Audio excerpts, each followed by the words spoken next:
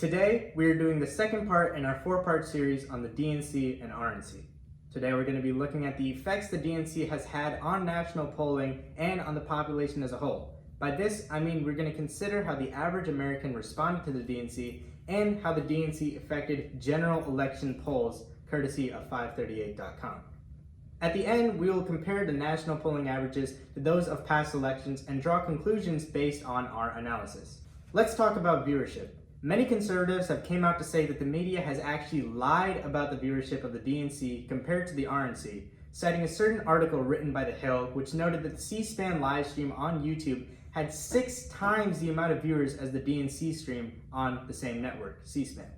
They used this information to say that since C-SPAN's numbers were so high, the numbers of other major media companies had to be higher too, and hence other media companies were lying. The clear issue here is that going off the amount of viewers on a YouTube live stream by a nonpartisan channel is a terrible benchmark for actual viewers relative to whatever amount of people watch the actual show. And the article has since been taken down by The Hill, presumably because of its misleading contents. However, I digress. Let's be fair and look directly at the statistics reported by either convention. Overall, both the DNC and RNC pulled lower viewership than ever before. This came as a shock to many, seeing as a large part of the population is at home right now and media viewership has been at an all-time high on all platforms, counting social media and all different video viewing services and TV. Everything has been at a high.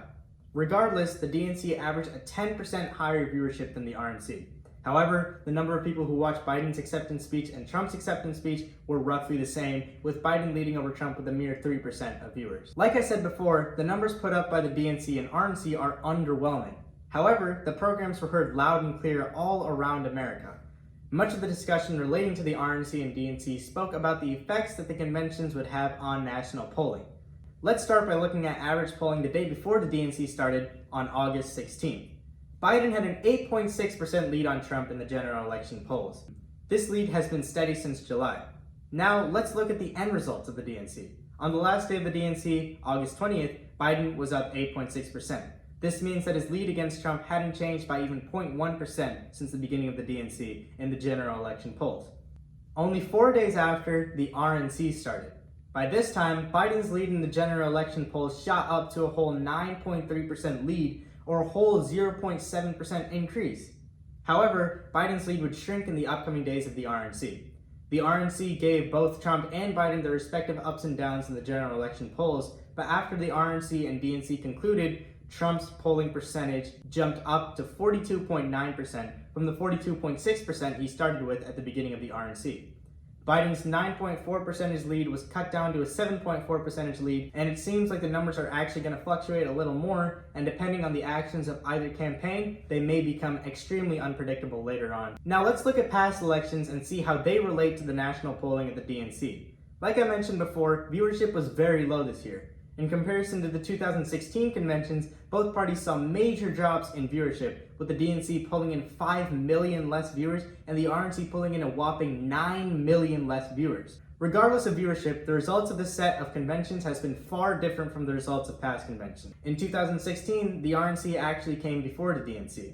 The RNC's effect was far more noticeable, not only pulling then candidate Trump's general election numbers up, but also dragging his opponent Hillary Clinton's down. At the end of the 2016 RNC on July 21st, the two were almost tied in their polling percentages in the general election polls. However, the DNC fomented a huge change in national polling by their convention. After the DNC, which ended July 28th, we saw general election numbers of Hillary Clinton skyrocket and Trump's numbers fall drastically. This divide stays relatively the same throughout the entire election cycle. But as we know all too well now, regardless of Hillary winning the popular vote and leading in all general election polls, Donald Trump won the Electoral College. Let's look at the 2012 election, where a very similar occurrence came to be. The RNC was also before the DNC this year. Similar to the RNC in 2016, the 2012 RNC led both candidates, Obama and Romney, to be within decimals of percentages of one another. However, after the DNC, which ended on September 6, 2012, the general election polls showed Obama blowing Romney out of the water. However, unlike 2016 elections, Democrat Barack Obama won again for his second term in office, which is something that many hope happens this year, regardless of the unnatural statistics shown to us. So what does all of this mean? Well, to be frank, little to nothing. No matter how extensive a poll is, there's no way to accurately deduce what the general election is going to look like come November.